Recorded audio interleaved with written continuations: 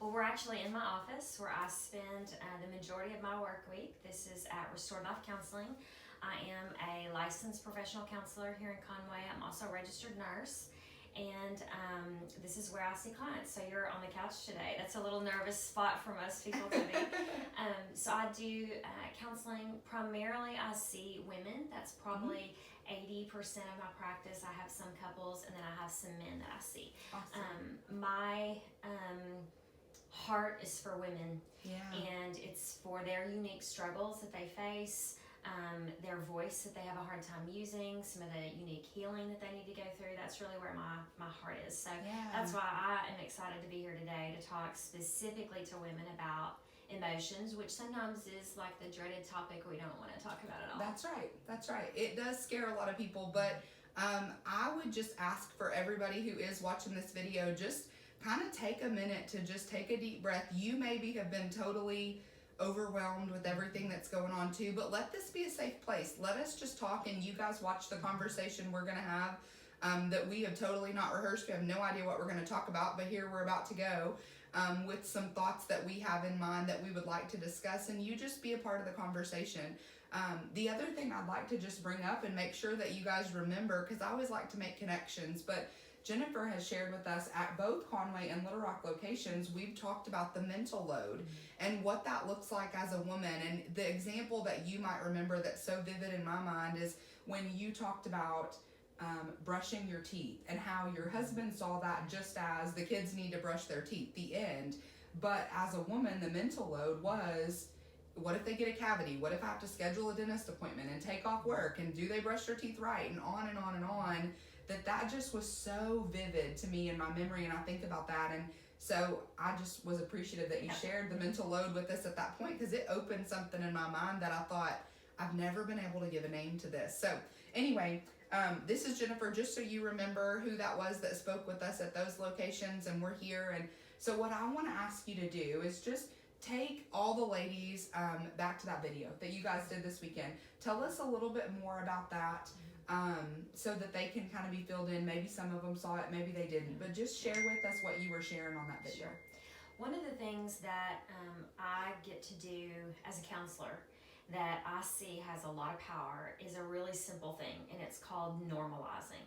Okay. So it's like you come in and you tell me what's going on, and I get to normalize that for you and let you know that your experience of that is normal. Okay. And so that's kind of what you were saying about the mental load that was going on, is as I'm describing as a mom and as a businesswoman and have to take off work, it's like, oh, that is this big barrier, this big deal, and I'm normal for feeling stressed out about my kid not brushing their teeth. Yeah. And so what I kept having this feeling with COVID and all that was going on of wanting to normalize for some people that COVID alone and all it's requiring us to do is difficult. Right. And life already had some difficulties. So now we're putting difficult on top of difficult for some people.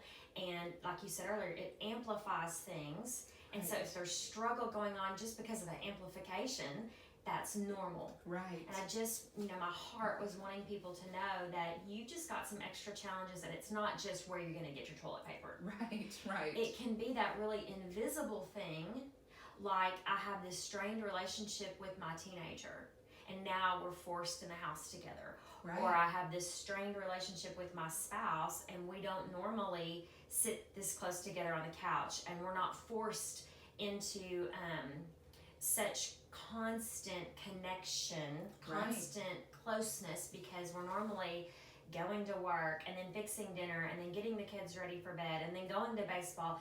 And now all of a sudden, because those activities have stopped, now we're here. And our relationship and the state of it is magnified. Right. Yeah.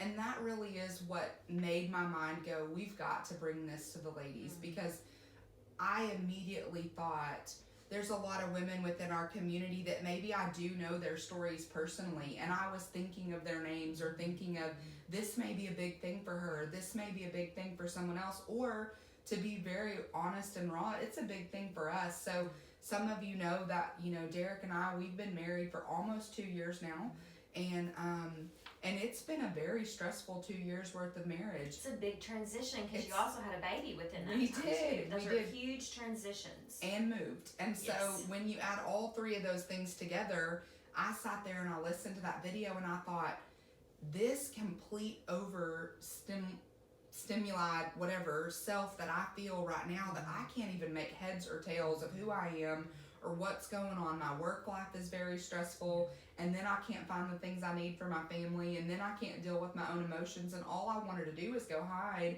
I was listening to you talk about it, and I thought, oh my goodness, it's okay for me to feel this way. And like you just put words to, you normalized it for me. And so I want you to talk some more. Part of it too for you, it was the normalizing it, but also I was able to put words to it. Yes. And I think that's something that when we just say, I'm not emotional, I don't do emotions, then we're never putting words to it. And there is something even in our nervous system that is settled when we get words put to something. That's right. That's right. That's a big thing, I think, for sure. So I just want to talk a little bit about emotion. Yes. And what kind of gives some little analogies maybe and some background on that. And then we'll kind of pull it into what all's going on now. Okay. And I've told Caitlin to stop me along the way. She is going to look for your questions. And honestly, I may not have the answers. And that's going to be okay for right now. That right? is. I mean, it should be okay all the time, but especially okay right now. But I just want to kind of give my thoughts and my feelings around emotions and why I don't want, like, I know I'm a church going girl, and very often we don't talk about emotion in church. They kind of get villainized. That's right. And I also do a podcast with Leah Carvajal called Let's Unravel That, and we have had several episodes where we're trying to kind of be the champion for emotion. Right. Because they're here for really important reasons. Right. I think a lot of people just don't know what they are. That's right. And so that's kind of what I want to do today. So I have a lot of notes, and this is really not just notes and my logic. Like, this is my heart on the page. Yeah. So I want people to know that feelings are a part of who we are. We are created body, soul, and spirit, and that includes feelings. So That's right. Feelings are these things that pop up inside when we have an experience. And for people to say I'm not a very emotional person, I want to go, how can you experience anger? Right, that's not possible. Right? Like, I can't not experience the anger. And so it's there for a good reason. And a lot of times we just can't imagine what the good reason is. Right. Another one might be joy and excitement. Well, we can experience that and we're comfortable with that. It's often these more difficult emotions that we want to just put to the side. Right, that we say we don't have. That's right. Right. And we want to selectively choose out or selectively numb those emotions, those negative, harder ones.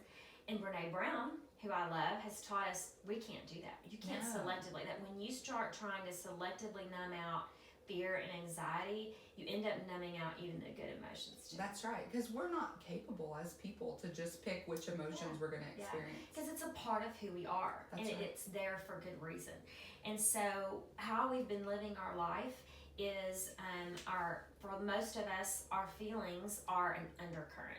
So it's just there, it's moving, it's going, it changes every now and then. It's just kind of an undercurrent, and it's not what we always see and what we always do. And so sometimes we're not aware that the feeling is there and that that's what that is. Oh, that's disappointment. Oh, that's shame. We just kind of go with the flow. And because we have all these other things in our lives, it helps us ignore the undercurrent. That's right. So we have family responsibilities, caregiving at home, tasks at home. We have extracurricular activities, dance, baseball, softball. We have doctor's appointments, dentist appointments, massage appointments. We have work. For many of us, we have work and a side hustle. And the tasks and activities and ways we spend our time there can help us avoid the undercurrent of feelings. Yeah. And sometimes that's why we really love it, is because at work, I can know what to do I can know what to do, and that feels really good. Yeah, it does. And even if a problem comes up, I can figure out how to solve it because it feels more tangible. Mm-hmm. And I can use my logic in that place to help me. But then also it serves as a distraction from these other struggles that I have. Right. I don't have to face them. So with something like social distancing, isolation, leaving work and having to be at home, it's causing those things that we normally can avoid to just be right here in front That's of right. our face. It's almost like they're just coming up to the surface and we don't have the option to That's push right. them down That's anymore. right. And so what those activities and those rhythms of life that feel so good, they serve to bypass the experience of our feelings. Mm-hmm. And that's really what emotion is. Feeling is the word. It might be pain, fear, joy, excitement. That's the feeling. But Mm-hmm. emotion is the full experience of that. It's what my body does, and our body does something with each emotion. Like I have been able to learn that when I have fear, it's like a big sinking feeling, like right here. It kind of takes my breath away, and I feel like a literal kind of dull pain right here in my chest. But when I feel shame, like I've done something wrong and I'm bad, it's like a hot iron on the back of my on my back. Yeah. And it's just like it's searing into me. And what I've learned as I've researched this is we all kind of experience those things in the same way. And so our body is also trying to get our attention and say, hey, there's something going on here. Please look at me, listen to me, dig in. Yeah. I give the example of our emotions are like the lights on the dashboard of our car. And we would never have a light come on and blink at us and signal us and ignore it. Right. We either take it to somebody who can help us, we open up the hood, we investigate further. Why don't we do that with our emotions? They're signals. Yeah, that really is a good point. Yeah. So, a couple of another situation that we as women can get into, similar to the coronavirus, where our emotions can't be just an undercurrent anymore, is when we have our monthly cycle. Right. Hormones. Right. And I'm not real popular for my belief around this, but I think when we have our monthly PMS and we kind of get up to here, that can actually kind of be a gift, because normally when we're functioning outside of that week, we have this barrier of being able to bypass and know what's going on. But when we hit that week of PMS, it's like even just how somebody emptied the dishwasher or took out the trash gets on our nerves, right? And we blow up over the trash. And it's never about the trash. Right. It's something deeper. Right. And so we can get mad and frustrated at ourselves that we lost our cool or we behaved in a way we didn't want to. And outwardly looking in, that can look crazy, like she flipped her wig, right? Right. But if we can be compassionate with ourselves and kind and go, you know what, maybe I could get curious about this. Maybe there's a good reason why I flipped my lid, and I can go do some research, looking under the hood kind of thing, and find out, you know, this is an issue, this is a problem, this is something that's been here all along, and maybe it's time I do something about it. Yeah. Instead of waiting for that week to pass and then it being an undercurrent and ignoring it again. Yeah, that's good. I've never thought of it as a gift, because who does? What woman has ever thought, oh yeah, my monthly cycle is a gift to me, but it allows us to get in touch with that. That's good. And just another side note, I'm a nurse as well, and so one more thing about your monthly cycle, I've heard it explained that, you know, we kind of have this place in our bodies where we gather all the toxic things in a month, and they kind of rest in this place, and then once a month we get the opportunity to rid our body of toxins. And I've always dreaded that, and now I'm like, oh good, I'm ridding myself of toxins. It's like, let me go ahead and push it all That's out right. at this moment. Get rid of them. That's right. I think I'm going to think about that different for the rest of my life now. Yeah. Thank you. Good. I I hope that's appreciate healing. that. It's been healing for me That's in great. my monthly cycle. Yeah. That's good. So I think things like PMS, things like all that has changed in our life because of the coronavirus, they have become this new route that we can no longer have this barrier. We can no longer just have this undercurrent. They're a new route, not one that we chose, and we have the right to be frustrated and mad. That's what my husband shared on the video. Right. So he's like, I was just mad at first, and I didn't want to be in reality, and I didn't want to accept that things have to change. Well, that's appropriate. Why would you want things to change? We've got things to do. We know how to do them. We want to move forward. Right. And this felt like it really just stopped us. It did. It was like a major just roadblock for everybody. Yeah, roadblock is a good way to put it. But I want to kind of view it as maybe an alternate route that we weren't expecting, and let's see what's there for us along the path. Right. You know, what I said earlier about layer upon layer of things. Like if I had worry and tension and stress before, now I have all this new worry and tension and stress before, and we might like to think it's displaced, like, oh, well, now all I'm worried about is corona, and this other is gone, and it's really not like that. Right. They're stacked on top of each other, and it all gets amplified. Right. And it's kind of like what happened last year with the Arkansas River. So there's this undercurrent in the river, and even when, you know, it gets high or low, we're not paying any attention to it as regular citizens, right? It's like, big deal, whoop-de-doo. If you live out in Tudsec, maybe you pay a little more attention because you know what can happen. Right. But all of a sudden, something came in that was unexpected to all of us and uncontrollable, unpredictable. We didn't know exactly what was going to happen, and so we get all these warnings, and we're told, hey, we need to be careful. We need to sandbag. We're not sure. We think the levee will hold. And what happened was, because this came in, it had the potential to overflow the banks, and now we're dealing with a whole different situation. That's right. But and that's where we are now. That's where we are now. And the feelings that we're going through are just those, the unpredictability. It's like I was telling a client the other day, I was like, on Saturday I'm gonna blah, blah, blah. And it wasn't even an event outside my home. It was something I was gonna do at home. And then I stopped myself and realized, you know, what I thought I was gonna do on Tuesday is not what I'm doing on Thursday. That's exactly right. So maybe I will, maybe I won't. Yeah. And I think a couple of things about this season that we can see that will be skills that we're going to grow, that we get to keep with us for the rest of our lives. Right. Flexibility. Right. Openness. And you know what? Caitlin, think about how many decisions you've made this week that you normally wouldn't have made because of COVID. That's right. It's huge. A list longer than I could even begin to imagine. And so you're making them quicker. You're making them over and over and over. So you're practicing being a decision maker. So one of the skills we're going to get to take with us outside of this are, you know what? I'm a better decision maker because of this crazy crisis that was here. So there's some gifts here. It's not all horrible. Right.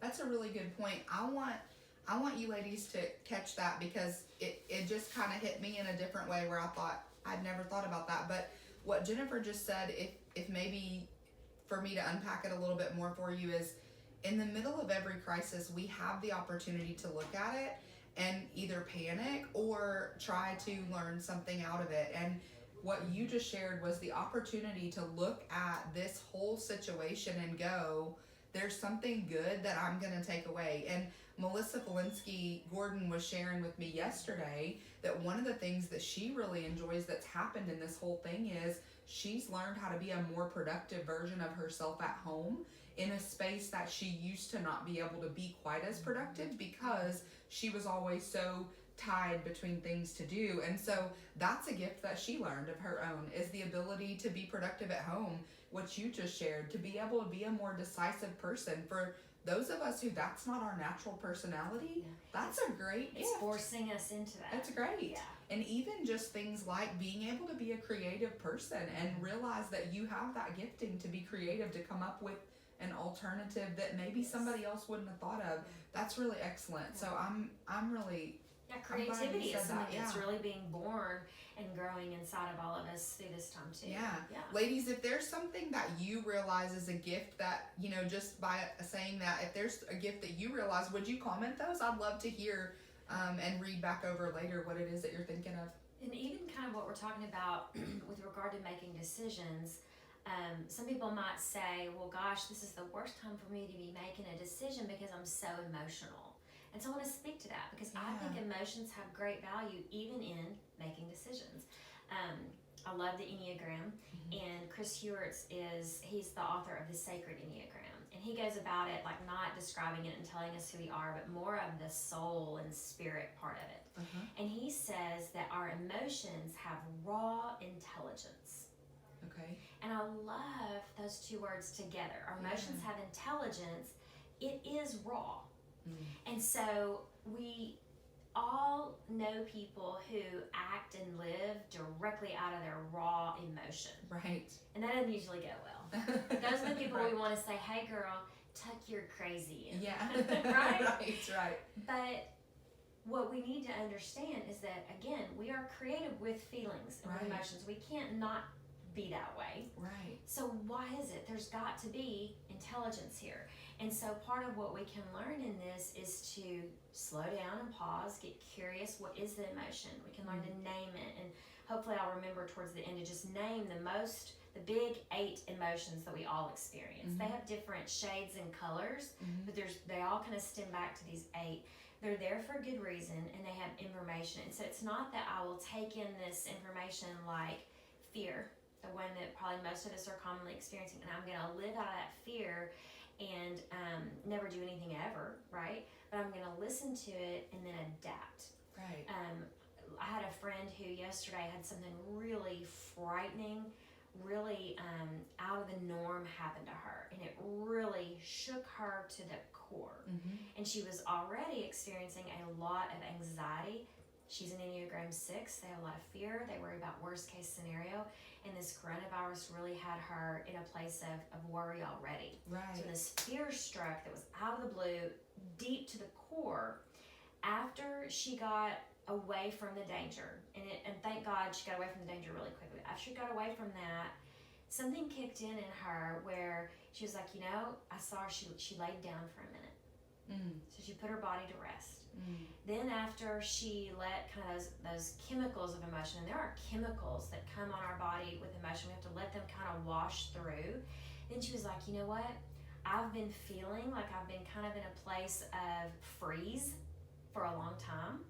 Fight or flight, we freeze sometimes. And this fear got my attention, caused some adrenaline to kick up, and she's like, you know what? Then I went for a walk. And then I took a hot shower.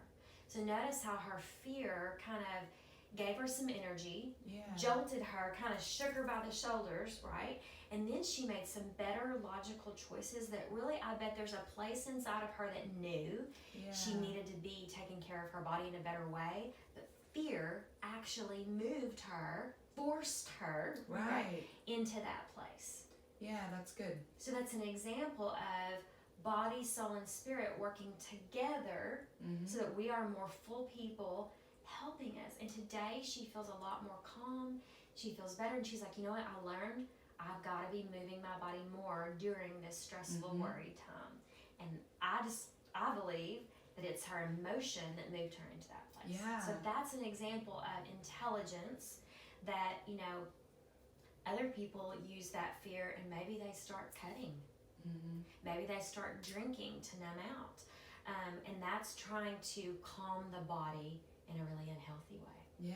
So we've got options in that. I think the thing that was neat as I listened to you describe that I was thinking in my head is it kind of goes back to when you said sometimes naming it makes it okay. She was able to say like, okay, this is fear. I feel the fear. I know it's there and that's okay. That was the calm herself down and then go, what are we going to do with it, rather than just be stuck in fear and not name it. So that's excellent. Yes. And I think hers was an example where she couldn't not know that it was fear. It was a pretty extreme example, but when we're disconnected from our feelings, we're disconnected from some of this intelligence that we need to use. And right now we're disconnected from our soothing coping skills, right? For me, some of my coping skills are touch, like being able to get a hug or even just a shake on the hand, just like touching really soothes and grounds and calms me. And I've found that, oh my goodness, I can't do that anymore. I feel really restricted, almost like there's this cycle that I need to complete that I can't complete. Right? Being in the presence of my friends, going and having coffee, being able to have lunch, even just having that on the calendar a week from now gives me something to look forward to.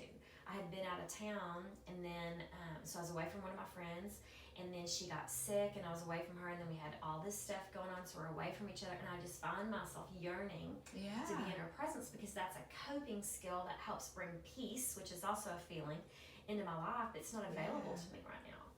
Right, and what do you do with that whenever you can't find those? Yeah, you gotta find alternative ways. One is you gotta find alternative ways. Right.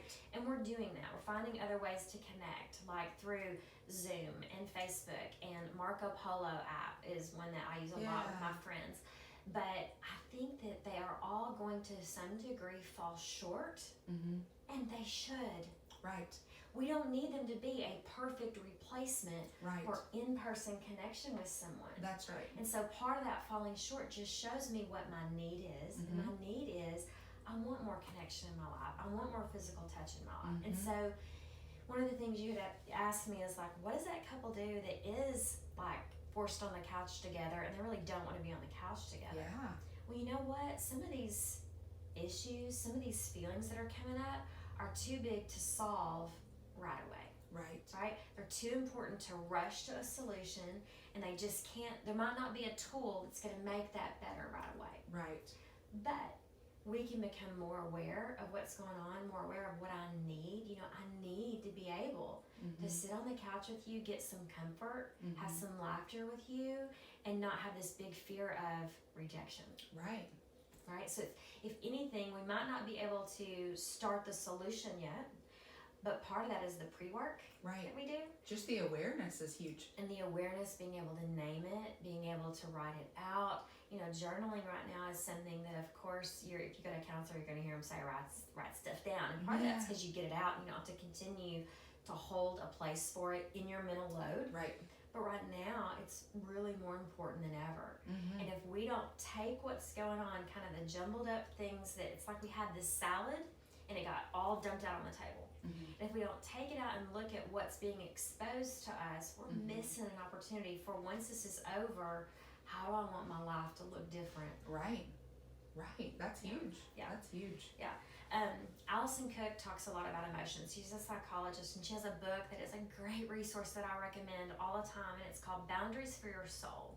And really, she categorizes emotions in 3 different ways. That we have emotions that fall into the managing category, like they're managers, like the emotions of anxiety and dread or fear that cause me to plan, to prevent, right? It's why we put our kids in a car seat. Right. That manager says, hey, in order to manage this fear that my daughter is going to be injured, I'm going to put her in a car seat. Right. So that's a good manager, right? But then sometimes they go into firefight mode, where it's like, if I'm in a new relationship with somebody and I start to see really unhealthy behaviors, maybe even toxic things that I've seen before, maybe there's like extreme, we'll make it obvious, like they're lying, or their words and their actions don't line up. The firefighter emotions will say, back out of that, put up a boundary, no, stay safe, be careful. Right. But often there's this 3rd category, and that is our exiles. Those are those emotions I talked about earlier that we're not comfortable with. They're undercurrents and they're here, but maybe because we don't know what to do about them, or we're afraid that the banks are going to overflow and they're going to drown us and we won't recover, we kind of just keep them exiled and pushed in the corner, like rejection, abandonment, fear, loneliness. That's one that's coming up right now. If somebody was lonely before this, oh gosh, yeah, that's coming up even more now. Right. But we tend to exile those emotions, and they have information in them too, that if we can look at them gently, if we can look at them with compassion, it might then change the way we live our lives. I heard on a podcast this morning of somebody really, really popular say that, you know, this place that we're in right now, we have choice. We have to make a choice, and all of your life is about your choices. And I'm like, oh, you know, sometimes it's really hard to make the best choice for us, especially if we're pushing some of these things behind. Right. It's that raw intelligence that we're really living our life kind of half-cocked. Right. With not all the information available to us. So when I think about women in business, and I hear them say, yeah, I don't do emotion, I really like the task, I think, then you're working and you're doing your business with only half of what's available to you. That's right. And that's a big thing. It is. And let's make that normal, right? Okay, so a couple of reasons why that's a big thing is, I hear all the time, and I'm fixing to jump up on my chair and get a soapbox. Like, if I didn't think that y'all would think I was all, you know, crazy, I'd do it. But I hear women say, when they get together, you know what happens when women get together? Right. That makes my blood boil. Yeah. Because the truth is, we know what happens when toxic people, unhealthy people, not just women, get together. Right. And call it the real thing. Just to put an example and put some skin on this, there was one time at a Conway Coffee we were, I can't even remember all the pieces around it, but this is something I'm so thankful to Jennifer for. We were standing there, you and I and one other person, I don't even remember who that was standing with us, but we were standing there talking, and I said, you know, that's one of the fears with women is when women get together, they're catty. And I used that word. And we continued the conversation for maybe a few more sentences. And Jennifer stopped me and said, I need to go back to that. I just want to make sure that you know. And really, in the most loving way, called me out and said, like, let's talk about that for what it is. It doesn't have to be because it was women. And it's not because it was women together. And some women can be catty. Some men can be catty. Sure. But what all, you know, to normalize and to be on your side in that, what you're doing is you're repeating what you've heard society say about women. Right. Is that they're catty. Right. They're competitive. They're this, they're that. And that is what happens when unhealthy women get together. That's right. But when healthy women get together, there's creativity, innovation, more work gets done, and all of a sudden this thing has just become wonderful. Right. And so we've just got to be specific about that. But one of the things that we are told all the time is that women are emotional. Right. Women are emotional. And I even remember when Hillary Clinton was running for president, a lot of what I was hearing in my circles was, well, how do you feel about having someone so emotional in office? And I'm like, well, Hillary doesn't give us a lot of her emotion, one. Right. And two, why don't we ever ask a man that question? Right. We just associate women are emotional and that's bad. Right. And we've got to really, as women, champion that that's not the case. We've got to let them see, and I think what we've done to try to protect that and keep our place in the workforce, you know, women of the 70s and 80s worked really hard for us to have for us to be able to live out the right that we have to be in the workforce. That's right. And that was 30 or 40 years ago. And I think what we've done is, not all women, but some, we've adapted ourselves as women to the man's world. And we've got to really be clear, this isn't a man's world. This is the world. And we need to show up as women, even if that means the emotional part of us, and show men and show people in culture that this side of us can be here, and it has intelligence, it has help, and it's a good thing. Right. And I'm not saying men aren't emotional. Actually, they are. I find that the men that I've worked with and the men that I'm around, the men that I love, they are just as emotional as we are. But they have been trained from birth to sit on it, control it, not express it. Right. And with women, we've been trained that our emotion is emotionalism, and it's bad. And so we have a gift here as women in the workplace, as women in business, to bring this, what I like to call, this is part of our beauty as women, bring it here and see it expressed in a really productive, intelligent, more full kind of way to really change workforce in general. Right. It's a great opportunity. Right. Change the way that people look at that, because there's no point in looking at it incorrectly if you have the opportunity to look at it differently. And we look at it incorrectly because it's what we've always been told, and we haven't really thought about it. And, you know, now that we're talking about it, maybe we can look at it different. So again, it comes down to like what Allison Cook says, is we don't act out of our emotion. That is drama. That is emotionalism. That is, you gotta tuck in, you're crazy, right? But when we know what it is, know the good reason why it's here, we can act on behalf of it and not have to hide it away, because it will bubble up and come out in ways you don't want it to. Say that again. So we want to act on behalf of our emotions, not out of them. Right. Because it'll come up. It's like we've all had experiences where we've just had a situation and we've reacted. Right. We've responded, right? And we realize, that situation, like on a scale of 1 to 10, it was like a 2 or a 3. And I acted 10. And I was a 10. And that's one of those, I call them Holy Spirit moments, right? Where we can go, hold on, it's being evident to you. That was a 2, and we responded as a 10. What's going on? Here's your light on the dashboard card. Right. And what we can do is turn and get curious about that. And some people have really challenged me on that, like, how do you just be compassionate to yourself and turn with a compassionate curiosity? And one of the things that one of my mentors taught me that my tribe has adopted probably for the last 3 or 4 years that has really been easy and helpful. And that is the little phrase, of course. Okay. So of course is ultimately what it's doing is saying you have good reason for why you do that. And so if it comes in and it's like, gosh, Caitlin, I came into this live today and I was sweaty and I was nervous and I spilled my water all over the place and I just feel like I'm all scattered and I can't even get my stuff together and da-da-da. And if Caitlin would like kind of, if we weren't distancing, she could grab my arm, so she's kind of getting my attention with her body, and she's like, of course you did. Or if I said, you know what, I yelled and screamed at my kids before I came in, and she grabbed my hand and she said, of course you did. Like, you're stressed, you're worried about finances, you're worried about doing a good job here, you've got all these other things on your mind, we're worried about how people are going to perceive us, like, and she were able to just make sense of why I did this thing. Then I just go, that's a piece of normalizing it. That's right. Yeah. Of course you did. And it's really hard for us to do that for ourselves. Yeah. Somebody but else man, we can do say that. it for each other. Yeah, that's good. Right. That's right. And so it's a way we can do that with ourselves. Yeah. Retrain our own brains to allow ourselves to say that. That's right. Just opening up the gate to this new path. One of the ways is like our emotions, like anxiety. Okay, so most people feel anxiety right here. Right. It's either a tightness in their chest or they're feeling their heartbeat and it's like a racing. Some will describe it as a spinning in their head. So it's just a more rapid spun up way to feel.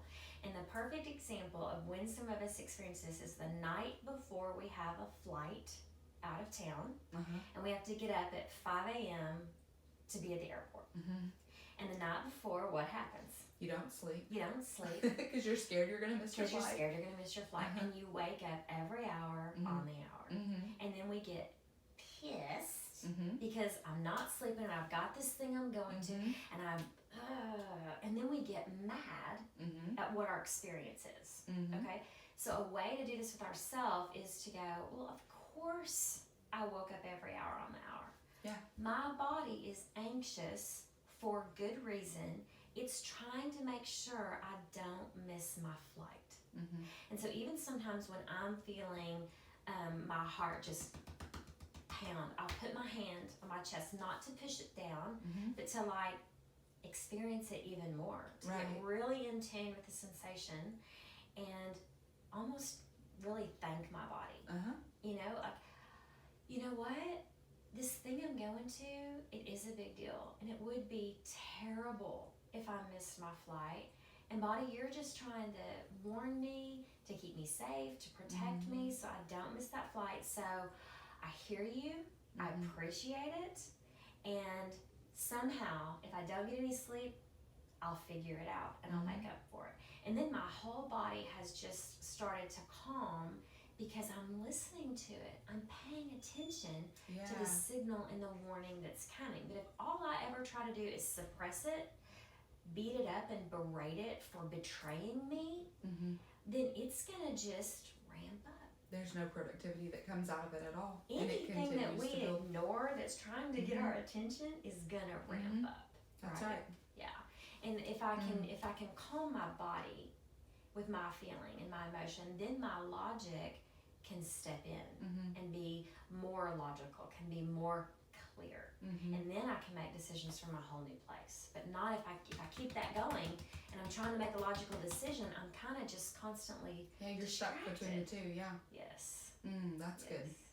So thinking about like what we're in the middle of, there's probably a lot of us who could admit, whether it's by a show of some type of emoji on the live video or just admit it quietly to yourself, but there's probably a lot of us who are feeling this fear, and you're feeling your body do that thing that Jennifer just described because we are worried about our loved ones. We're worried about ourselves. Right. We're scared to death. Of course we should be, yeah. We care for our elderly parents. We're worried about our infant child. My son who has autoimmune disease. I should have fear and anxiety. Like those are normal feelings. Right. So once I can let myself go, of course you feel this way. Right. You're feeling it for good reasons. It's love. And that's what we need to do. That would be, in my mind, if any of you ladies are watching and you're thinking like, what's a step one? In my head, that might be a step one, is tell yourself, allow yourself to say, of course I am. Of course I'm feeling this fear. Of course I'm feeling this anxiety, this whatever. And then once you've recognized it, then we can go to the next step of acting on behalf of it, like you said, rather than acting out of it. And I think that's huge. Right. And so an example for me in this same situation is I want to go see my parents. And it's spring break. And I had already scheduled off work. I've got like 4 days here. And I'm like, well, we haven't been exposed. They've not been exposed. And eventually it's going to be impossible to not be exposed. So wouldn't now be the good time to go see them? And so my feelings are that I want my mama. Let's just be real. Yeah. I want my mama. I want to put my arms around my dad. Yeah. And I could act out of that emotion and go do it. But, you know, as I'm telling myself, well, of course I want to go see my parents. I love them. It would be really reassuring to my fear and anxiety to be able to touch them because I'm touching. But, you know, what does that do to their anxiety? Would that increase their anxiety about having enough toilet paper and food, or just that have we really been exposed or not? Yeah, how do you know? I don't know. And so another phrase that my mentor taught me first was, of course. The second was, on the other hand. And so here it's like, on the other hand, while it would lessen my anxiety and make me feel better temporarily, what would it do to their anxiety? Or on the other hand, we are going to get through this time and I am going to be able to see them again. And so just knowing creativity, you know, creatively, there are other possibilities out there. Right. And again, sometimes that's really hard to do for ourselves when we're stuck in those more difficult, locked in kind of feelings like fear and worry, and we're imagining worst case scenario. We're not giving ourselves the credit that we deserve. Having an outside person go, yeah, that might be true. But on the other hand, here's what you are capable of. Yeah, that's good. You know, that's really helpful. And it makes us realize we're not locked into one way. Right. And it calms our feeling and it opens up the options for us. Because I do think naturally, whether this is just as people in general or whatever the case may be, we tend to be narrow-minded, and we think in the moment of whatever's happening, we think only one option, and all it does take usually is somebody saying, well, you could do XYZ. On the other hand, oh, didn't think about that. Right. You know why? Because your body's being flooded with all these emotions, cortisol, adrenaline, epinephrine. You know, no wonder you couldn't get to that. That's why we kind of need each other. That's good. That's really good.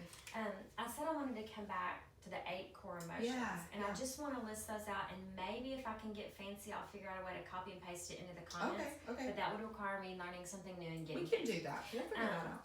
But the core emotions. So we'll start with the ones we know. Anger. Okay. And anger can often express as resentment, irritation, frustration.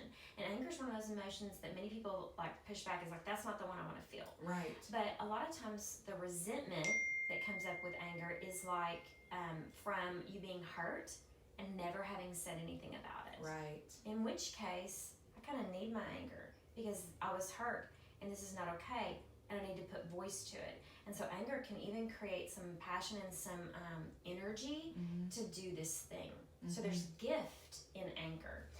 It helps us be assertive. It gives us strength and energy. And often anger is one of those full body emotions that we experience from the top of our head to the bottom of our head. Absolutely. For me, sometimes when I'm angry, I feel like I want to just literally explode. Like, you know, like the cartoon where it's just going to explode. It's a full body feeling. I feel like a lot of times people, when they feel angry, they cry.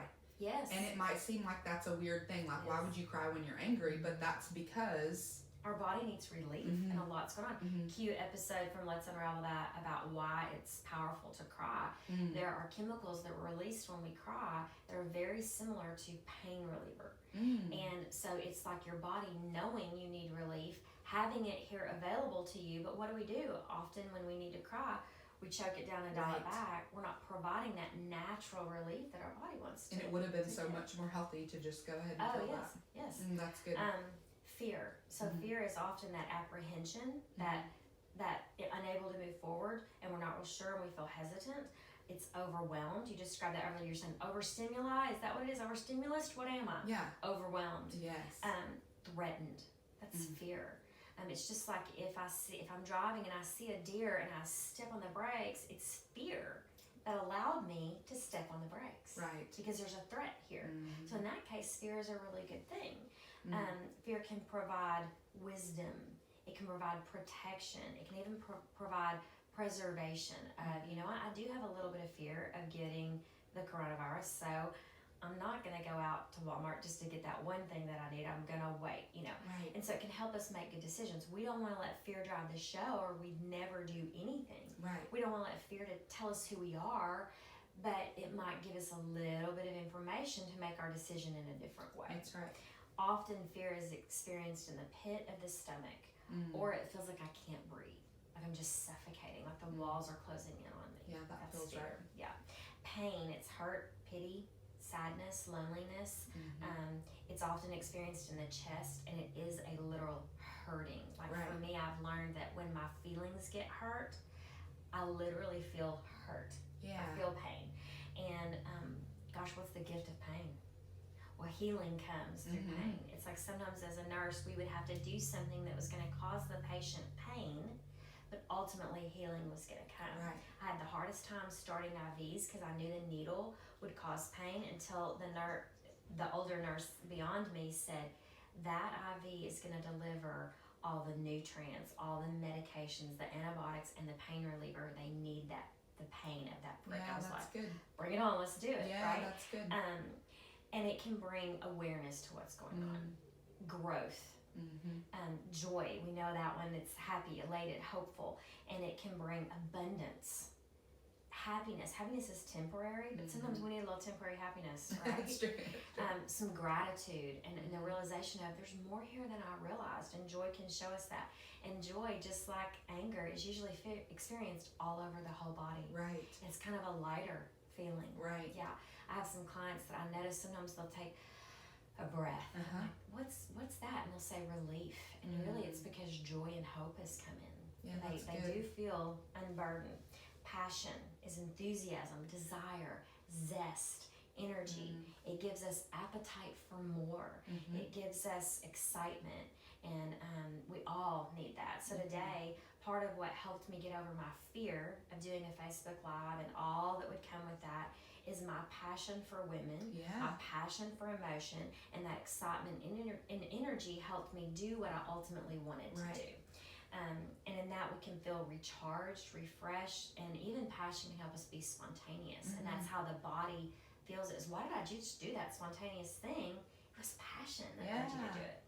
Love, this is affection, tenderness. We don't often recognize the tenderness that is love.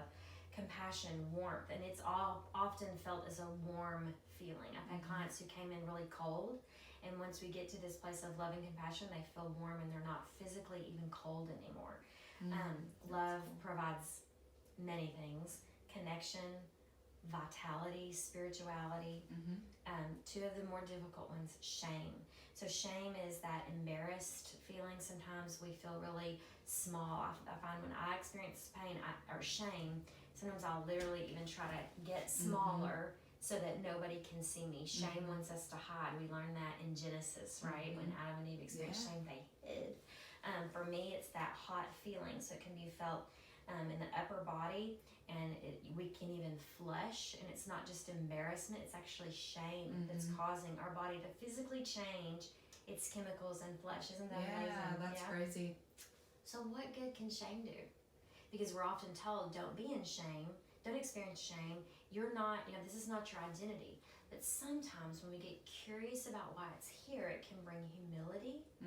It can bring the understanding that I'm limited and I make mistakes, and sometimes they're big, and that is a very human experience. That brings accountability too. That's right. And it may shift the way I do things in the future because this showed me something that needed to be different, right? Yeah, and that's then good. Guilt. We're also told a lot in church, do not be under guilt and condemnation. And we really say that wrong. We shouldn't be under shame and condemnation, but guilt can be really helpful. We experience guilt when two things don't line up, and that is our actions and our beliefs. Okay, so if I have a belief that I don't want to yell at my kids, and I I scream and yell at my kids, I'm in guilt because these two things That's are out awesome. of alignment, Yeah. right? So I either need to change my belief here or change my action here. So guilt shows me what's needed. It often feels like regret. It feels like we're remorseful, and it clarifies what are our values. It shows us how to make amends. If I feel guilt for how I treated you, then it can be a literal feeling that I don't like. It feels scratchy and itchy, and every time I'm around you, I experience it. But it can lead me to, Caitlin, how can I make amends for what I did? Because this relationship's important and I want to repair it here. And that can be a really beautiful thing. And often that is like a gnawing feeling, like a hunger feeling, like just something that just kind of churns within us. So hopefully... Yeah, that was really good, thinking through all 8 of those. Yeah, we experience them all the time. Yeah. There is gift in them. If we can take the time to be curious, we can use this sheet to... Now, I've done that sometimes. I'm like, man, I am feeling shame. I forgot. What is that gift? I don't know. Yeah, what is that? Okay, I'm normal. I'm that's human. a great tool. This is something we all experience. Of course, I feel this way. I should, because it's a natural, normal, human way to feel. And I'm a human, created with feelings. I can't make them go away. Yeah. So they have to have value. Right. That's so good. Yeah, good. That's so good. I'm glad you like that. That's awesome. I'm seeing questions pop up here. Okay, sure. I'm just thinking, let's try to answer a few of them and see what kind of comes from that. So here's one that came from Michelle. She says, when my body is gripped with emotions, I try to talk myself down. But is there a better way to feel and experience our way through the emotion, even in a moment where we may not have the capacity for it? Does that make sense? Is there an actionable way to get us to use that emotion more productively instead of stuffing it down? Not sure if it's coming out right. So, and this was earlier on in the video before. So some of that we did talk about. I want to just pay attention to the raw intelligence she just spoke. And this is one of the gifts that I get to do as a counselor, is give them their words back. She says, when emotion has gripped me, and I got the picture of this, right? And she's trying to talk to it while it's got her gripped, right? How impossible is that? And so even just recognizing, I feel gripped by this. Talking to it may not be the thing. Like if I had you gripped by the throat right now, or gripped by the arm, your logical places aren't really going to fire. They're turned off because I'm paying attention to why you got my neck or my arm. That's right.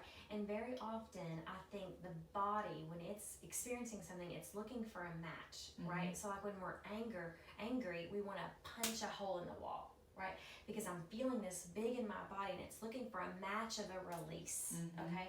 So that's why my friend who took a hot shower, who went for a walk, who laid down, she's providing something for her body. And if we just go to trying to think our way out of these things, we are going to feel like we're falling short. We're going to feel like it didn't go away and I can't stuff it down. Yes. So those things that she did, the shower, the walk, maybe those are not the answer for every single person, but they were a match for her body. They were ways for her to do something that allowed her body to feel that emotion she was feeling so she could get through it. That's exactly right. Yeah. And so how would we even do that now that we're locked into our homes? You know, it may be going into your closet and organizing your closet. Yeah. And you're doing something physical, and as you're doing that, you're realizing, oh, this popped in. Oh, that popped in.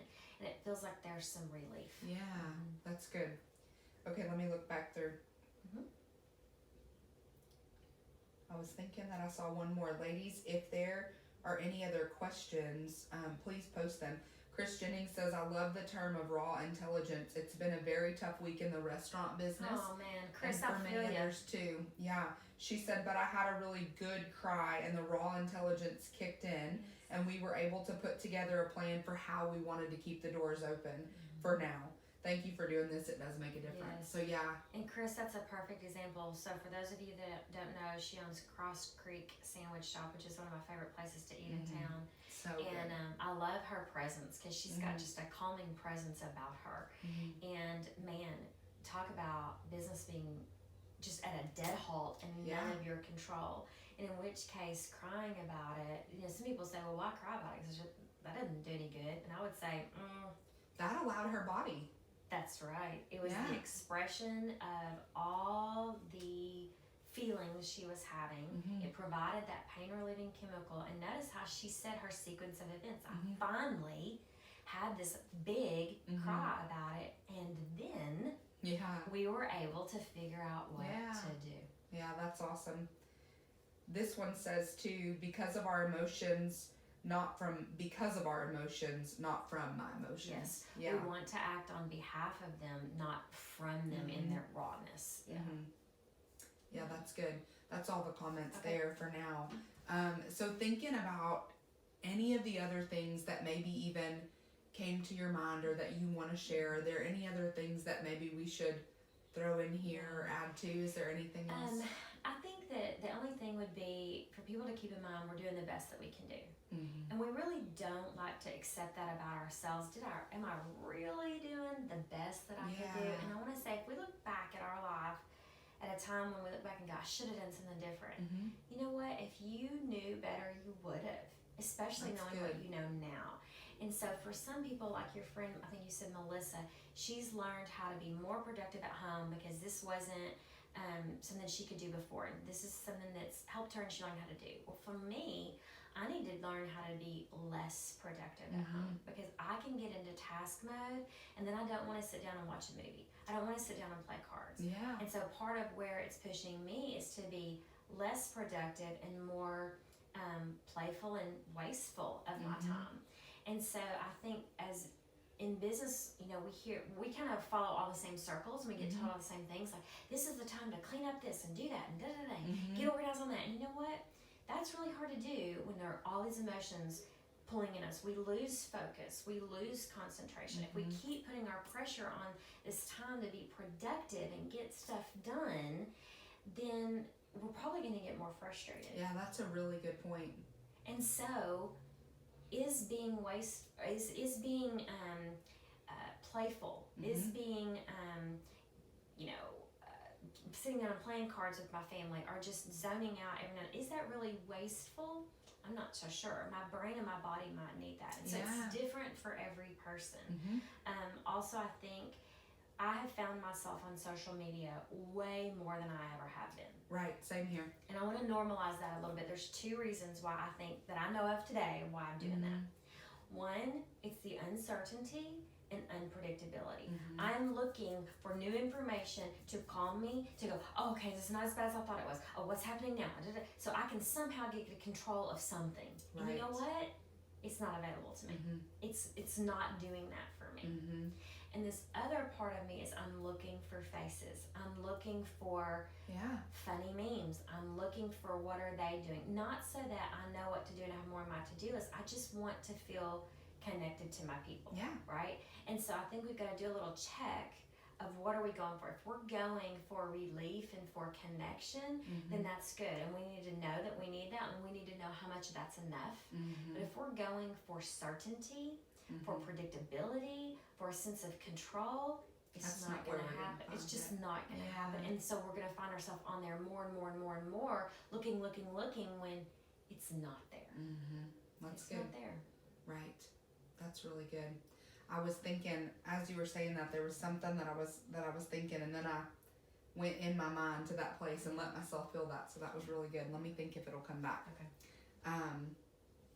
Ladies, do any of you have any questions that you would like to maybe ask or comments to bring up? One of the things that I'm just really excited about and I'm thinking about is I love being able to provide anything for the women of this community, even if it's a recipe on how to make bread whenever the shelves of bread are all empty. I mean, that's just cool to me. But something like this, where we're getting to talk about the stuff that happens inside each of us, just like Jennifer shared, this is the hard stuff. Nobody wants to talk about this type of stuff as often. You know, it's so much easier in a group of women like this, where the space that we provide is to talk about how to grow our businesses, how to make us better as, XYZ. But a lot of times we need to take a minute and look right here. And I was just thinking, as you were saying, is it wasteful of time? I think the picture that popped into my head was men going out fishing and them saying, did you catch anything? Well, we caught time. And that used to always bother me when I would hear people say that. Like, that sounds so stupid. Why would you say that? But even just in this moment, it kind of resonated with me that sometimes maybe what those two men needed that went out and fished is they just needed time. That's right. Catching away fish from everything wasn't else. the main. Oh gosh, no. Yeah. They just needed to get out of the house. They needed to escape whatever it was. And so I think that's really good. I hope what everybody that watches this takes away is just is really just the ability to use this time, this crisis that everyone is feeling. Know that it's normal. We all are feeling this together. You're not the only one living in the midst of COVID-19. There's not just one thing going on, and there's not just one solution. That's right. To what's going on. That's just, right. You know, utilizing your time and being productive is not the only solution. That's right. And we've got to be in tune with ourselves to know, what do I need today? That's I exactly knew right. as I was racing to get here today, I thought, you know what? After this, I need to be able to really just shut the things down. Yeah. But I had to be in tune with myself to know what I need To be able here. to know. Yeah. I think what's probably going to happen is I'm going to go back and rewatch this video just to even like rehear the things and let them sink in a little bit more. So I just want to say thank you. I know that this is your time. I know that you could have been doing something different, and I hope that you ladies will take the opportunity to thank Jennifer. And if you need the expertise that she has, seek her out. She's easy to find, and she did share one thing. I'll plug this for her so she doesn't have to be the one to do it, but she does have a podcast that her and a fellow fellow therapist, they do together. It's called Let's Unravel That. And I've listened to several episodes myself, and what I love about it is they talk about things for what they really are. I think one of the episodes that I listened to was talking about sex, and to be very honest, the reason I picked that one to start with is because it said sex, and I thought, what in the world are they going to say about that? But it was so good, and so I enjoyed that. So I'd encourage you guys to go look up that podcast and listen, especially during this time where you may have extra time on your hands. Why not listen to some podcasts? So anyway, if you guys need to get in touch, you'll be available to check this chat out and maybe try to answer some questions or provide some information. Go look at it.